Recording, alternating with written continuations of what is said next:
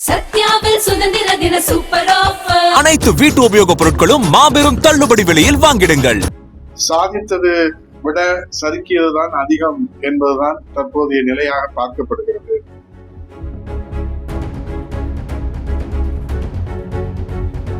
ஆனால் 100 நாட்களிலே 22,000 கோடி எந்த புதிய திட்டங்களும் இல்லாமல் கடன் வாங்கியிருக்கிறது.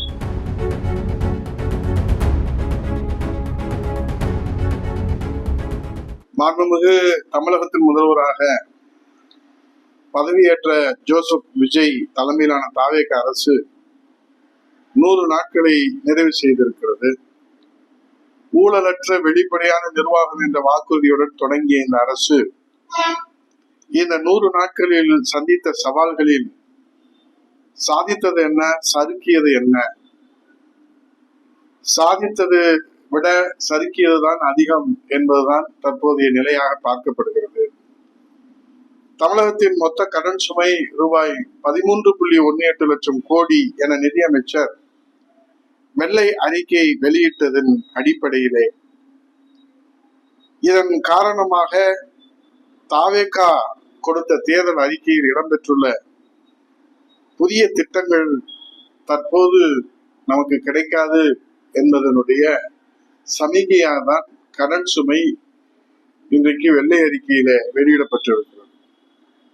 வருவாயை பெருக்குவதிலும் அரசு கவனம் செலுத்த வேண்டிய கட்டாயம் ஏற்பட்டுள்ளது என்பதை நமக்கு சொல்லாமல் சொல்லியிருக்கிறது தாவேக அரசு.